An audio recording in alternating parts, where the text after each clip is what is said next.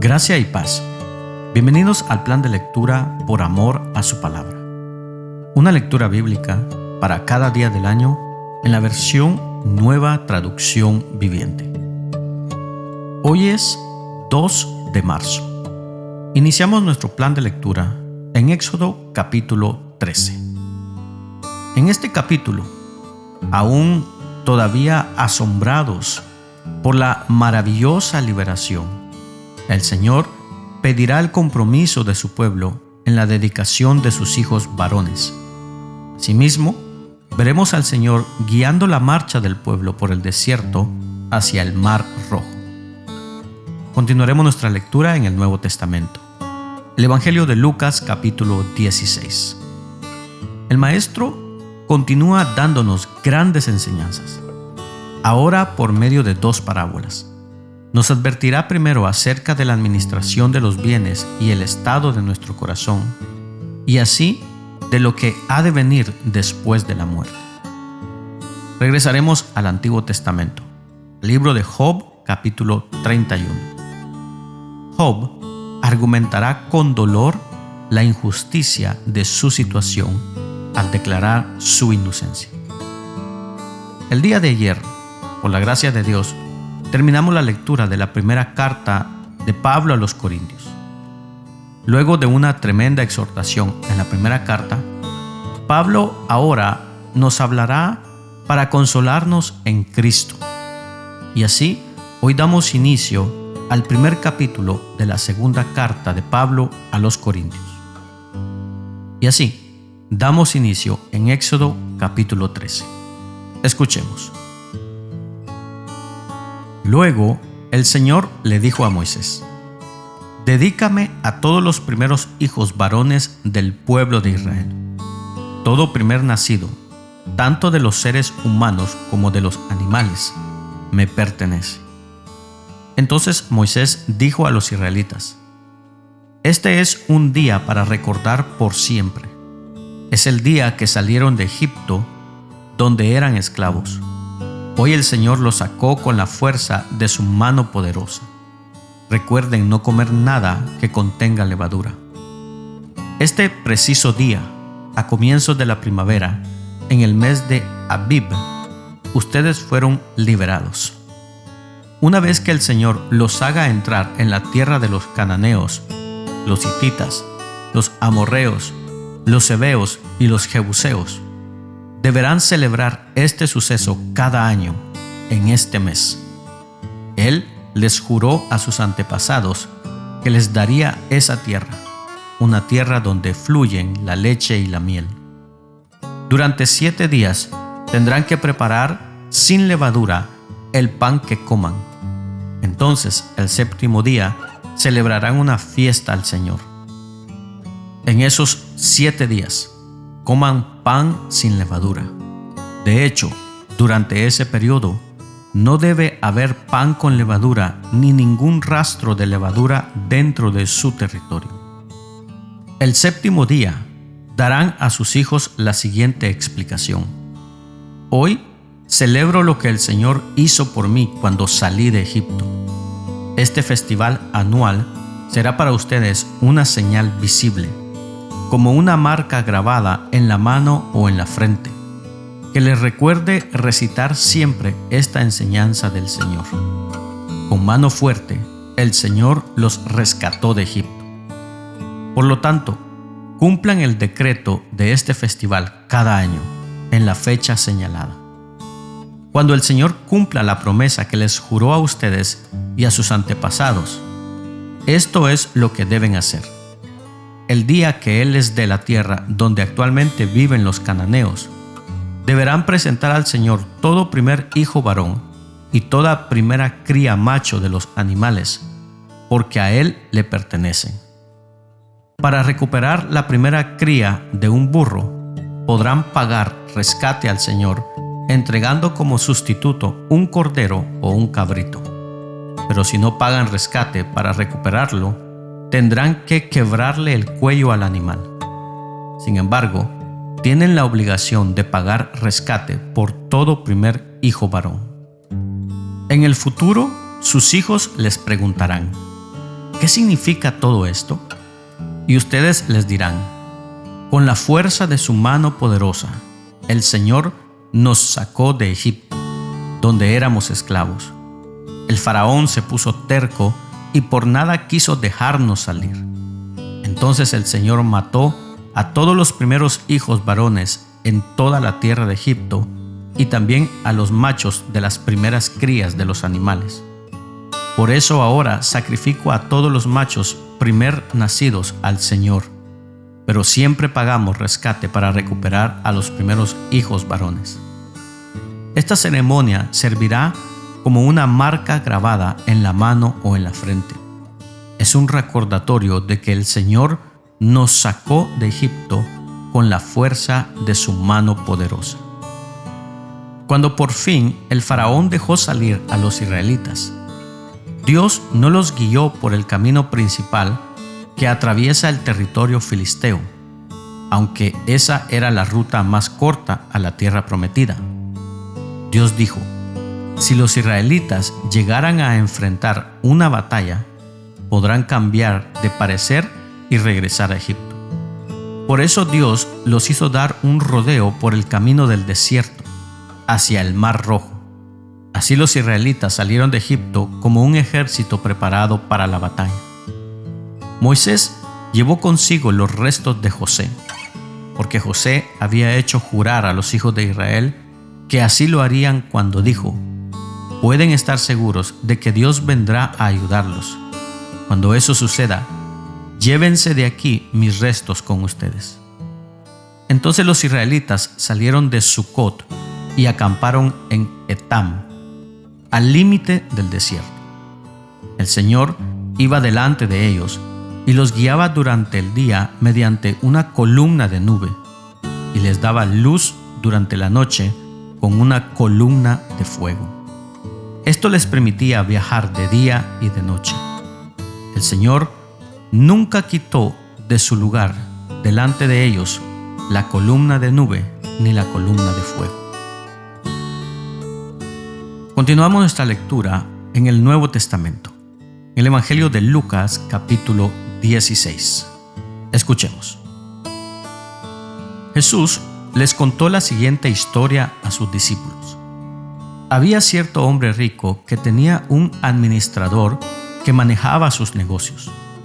Un día llegó la noticia de que el administrador estaba malgastando el dinero de su patrón. Entonces el patrón lo llamó y le dijo: ¿qué es esto que oigo acerca de ti? Prepara un informe final porque voy a despedirte. El administrador pensó: ¿y ahora qué haré? Mi jefe me ha despedido. No tengo fuerzas para cavar zanjas y soy demasiado orgulloso para mendigar.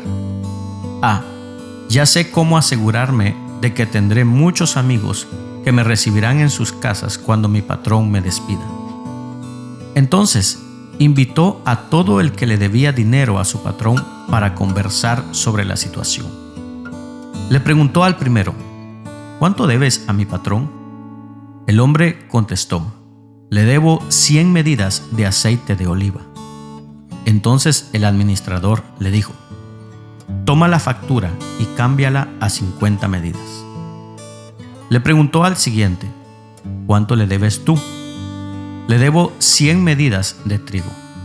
Respondió: toma la factura y cámbiala a 80 medidas, le dijo. El hombre rico tuvo que admirar a este pícaro deshonesto por su astucia. Y a la verdad es que los hijos de este mundo son más astutos que los hijos de la luz al lidiar con el mundo que los rodea. Aquí está la lección. Usen sus recursos mundanos para beneficiar a otros y para hacer amigos. Entonces, cuando esas posesiones se acaben, ellos les darán la bienvenida a un hogar eterno. Si son fieles en las cosas pequeñas, serán fieles en las grandes. Pero si son deshonestos en las cosas pequeñas, no actuarán con honradez en las responsabilidades más grandes. Entonces, Si no son confiables con las riquezas mundanas, ¿quién les confiará las verdaderas riquezas del cielo? Y si no son fieles con las cosas de otras personas, ¿por qué se les debería confiar lo que es de ustedes? Nadie puede servir a dos amos, pues odiará a uno y amará al otro. Será leal a uno y despreciará al otro. No se puede servir a Dios y estar esclavizado al dinero. Los fariseos, que amaban mucho su dinero, oyeron todo eso y se burlaron de Jesús. Entonces Él les dijo: a ustedes les encanta aparecer como personas rectas en público, pero Dios conoce el corazón. Lo que este mundo honra es detestable a los ojos de Dios. Hasta el tiempo de Juan el Bautista, la ley de Moisés y el mensaje de los profetas fueron sus guías. Pero ahora se predica la buena noticia del reino de Dios, y todos están ansiosos por entrar. Eso no significa que la ley haya perdido su fuerza. Es más fácil que el cielo y la tierra desaparezcan a que el más pequeño punto de la ley de Dios sea anulado. Por ejemplo, un hombre que se divorcia de su esposa y se casa con otra comete adulterio, y el que se case con una mujer divorciada de su esposo comete adulterio. Jesús dijo: había un hombre rico que se vestía con gran esplendor en púrpura y lino de la más alta calidad, y vivía rodeado de lujos. Tirado a la puerta de su casa había un hombre pobre llamado Lázaro, quien estaba cubierto de llagas. Mientras Lázaro estaba tendido, deseando comer las sobras de la mesa del rico, los perros venían y le lamían las llagas abiertas. Con el tiempo, el hombre pobre murió y fue llevado por los ángeles para que se sentara junto a Abraham en el banquete celestial. El hombre rico también murió y fue enterrado, y fue al lugar de los muertos. Allí, en medio del tormento, vio a Abraham a lo lejos con Lázaro junto a él. El hombre rico gritó: Padre Abraham, ten piedad de mí. Envía a Lázaro para que moje la punta de su dedo en agua y refresque mi lengua. Estoy en angustia en estas llamas. Abraham le dijo: Hijo, recuerda que tuviste todo lo que quisiste durante tu vida, y Lázaro no tuvo nada. Ahora él está aquí recibiendo consuelo y tú estás en angustia. Además, hay un gran abismo que nos separa. Ninguno de nosotros puede cruzar hasta allí y ninguno de ustedes puede cruzar hasta aquí. Entonces el hombre rico dijo: Por favor, padre Abraham, al menos envíalo a la casa de mi padre. Tengo 5 hermanos y quiero advertirles que no terminen en este lugar de tormento. Abraham le dijo: Moisés y los profetas ya les advirtieron. Tus hermanos pueden leer lo que ellos recibieron. El hombre rico respondió: No, padre Abraham, pero si les envías a alguien de los muertos, ellos se arrepentirán de sus pecados y volverán a Dios.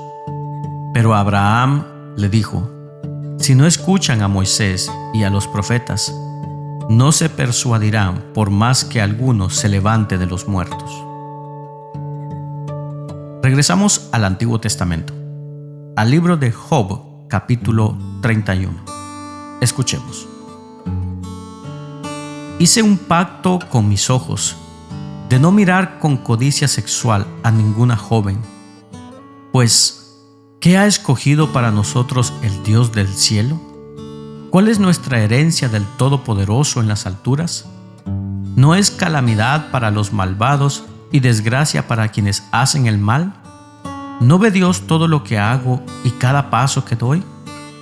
¿Acaso he mentido o engañado a alguien? Que Dios me pese en la balanza de justicia, porque sabe que soy íntegro. Si me he desviado de su camino, o si mi corazón ha codiciado lo que vieron mis ojos, o si soy culpable de cualquier otro pecado. Entonces, que otro coma las cosechas que he sembrado, que todo lo que planté sea desarraigado. Si mi corazón ha sido seducido por una mujer, o si he seducido a la mujer de mi prójimo, entonces que mi esposa sirva a otro hombre y que otros hombres se acuesten con ella. Pues la codicia sexual es un pecado vergonzoso, un delito que debería ser castigado.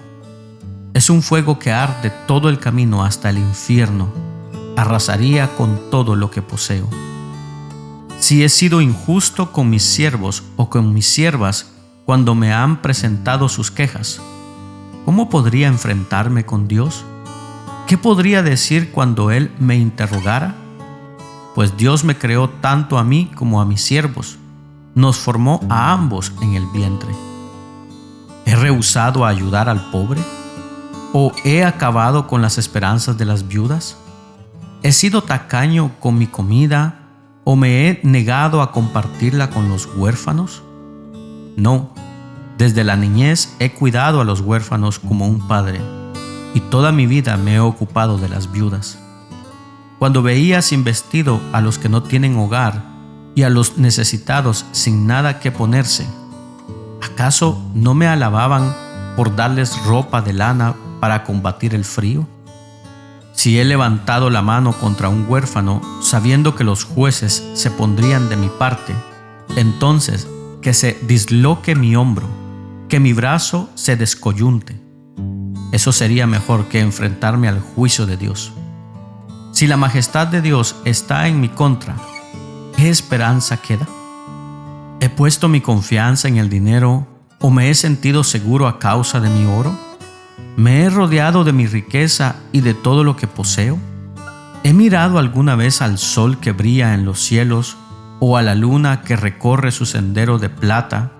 ¿Y he sido seducido en lo secreto de mi corazón a lanzarles besos de adoración? Si así fuera, los jueces deberían castigarme, porque significaría que he negado al Dios del cielo. ¿Me he alegrado alguna vez cuando una calamidad ha herido a mis enemigos, o me entusiasmé cuando les ha tocado sufrir? No, nunca he pecado por maldecir a nadie ni por pedir venganza. Mis siervos nunca han dicho: Él dejó que otros pasaran hambre. Nunca he negado la entrada a un desconocido, más bien he abierto mis puertas a todos. ¿He intentado ocultar mis pecados como hacen otros, escondiendo mi culpa en el corazón? ¿Acaso me he quedado callado y encerrado por miedo a la multitud o al desprecio de las masas? Si tan solo alguien me escuchara. Miren, voy a respaldar mi defensa con mi firma. Que el Todopoderoso me responda, que escriba los cargos que tiene con mi contra.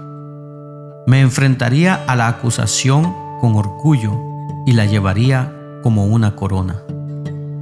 Pues le diría exactamente lo que he hecho. Vendría ante él como un príncipe.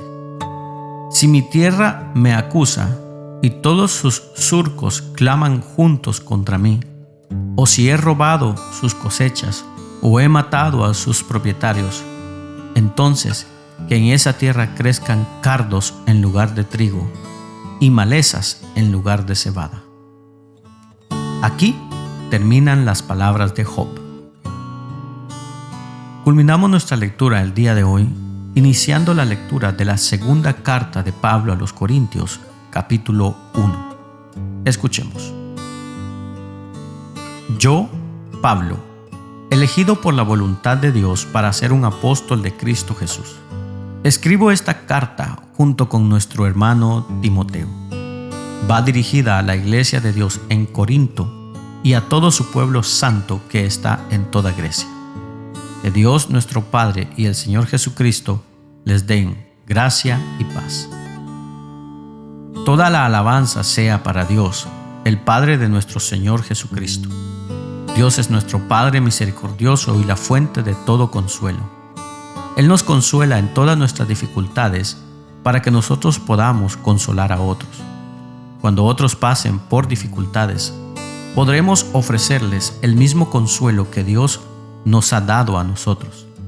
Pues, cuanto más sufrimos por Cristo, tanto más Dios nos colmará de su consuelo por medio de Cristo. Aun cuando estamos abrumados por dificultades, es para el consuelo y la salvación de ustedes. Pues, cuando nosotros somos consolados, ciertamente los consolaremos a ustedes. Entonces podrán soportar con paciencia los mismos sufrimientos que nosotros. Tenemos la plena confianza de que, al participar ustedes de nuestros sufrimientos, también tendrán parte del consuelo que Dios nos da. Amados hermanos, pensamos que tienen que estar al tanto de las dificultades que hemos atravesado en la provincia de Asia. Fuimos oprimidos y agobiados más allá de nuestra capacidad de aguantar, y hasta pensamos que no saldríamos con vida. De hecho, esperábamos morir. Pero como resultado, dejamos de confiar en nosotros mismos y aprendimos a confiar solo en Dios, quien resucita a los muertos. Efectivamente, Él nos rescató del peligro mortal y volverá a hacerlo de nuevo. Hemos depositado nuestra confianza en Dios y Él seguirá rescatándonos. Y ustedes nos están ayudando al orar por nosotros. Entonces mucha gente dará gracias porque Dios contestó bondadosamente tantas oraciones por nuestra seguridad. Podemos decir con confianza y con una conciencia limpia que en todos nuestros asuntos hemos vivido en santidad y con una sinceridad dadas por Dios. Hemos dependido de la gracia de Dios y no de nuestra propia sabiduría humana. Esa es la forma en que nos hemos comportado ante el mundo y en especial con ustedes. Nuestras cartas fueron transparentes y no hay nada escrito entre líneas ni nada que no puedan entender. Espero que algún día nos entiendan plenamente, aunque por ahora no nos entiendan. Entonces, en el día que el Señor Jesús regrese, estarán orgullosos de nosotros de la misma manera que nosotros estamos orgullosos de ustedes. Como estaba tan seguro de su comprensión y confianza, quise darles una doble bendición al visitarlos 2 veces. Primero de camino a Macedonia y otra vez al regresar de Macedonia. Luego podrían ayudarme a seguir mi viaje a Judea. Tal vez se pregunten por qué cambié de planes. ¿Acaso piensan que hago mis planes a la ligera? ¿Piensan que soy como la gente del mundo que dice sí cuando en realidad quiere decir no? Tan cierto como que Dios es fiel, nuestra palabra a ustedes no oscila entre el sí y el no. Pues Jesucristo, el Hijo de Dios, no titubea entre el sí y el no. Él es aquel de quien Silas, Timoteo y yo les predicamos, y siendo el sí definitivo de Dios, Él siempre hace lo que dice. Pues todas las promesas de Dios se cumplieron en Cristo con un resonante sí. Y por medio de Cristo, nuestro amén, que significa sí, se eleva a Dios para su gloria. Es Dios quien nos capacita, junto con ustedes, para estar firmes por Cristo. Él nos comisionó y nos identificó como suyos al poner al Espíritu Santo en nuestro corazón como un anticipo que garantiza todo lo que Él nos prometió. Ahora pongo a Dios por testigo de que les digo la verdad. La razón por la cual no regresé a Corinto fue para ahorrarles una severa reprimenda. Pero eso no significa que queramos dominarlos al decirles cómo poner en práctica su fe. Queremos trabajar junto con ustedes para que estén llenos de alegría, porque es por medio de su propia fe que se mantienen firmes. De esta manera concluye la lectura del día de hoy. Rogamos a Dios que sea de bendición a tu vida. Puedes compartirlo con tus amigos y familiares. No te pierdas el día de mañana este plan de lectura por amor a su palabra. Síguenos en nuestras redes sociales. Que tengas un bendecido día. Y recordamos las palabras de Jesús. Yo soy el camino, la verdad y la vida. Por lo tanto, no hay camino, no hay verdad y no hay vida sino en Jesús.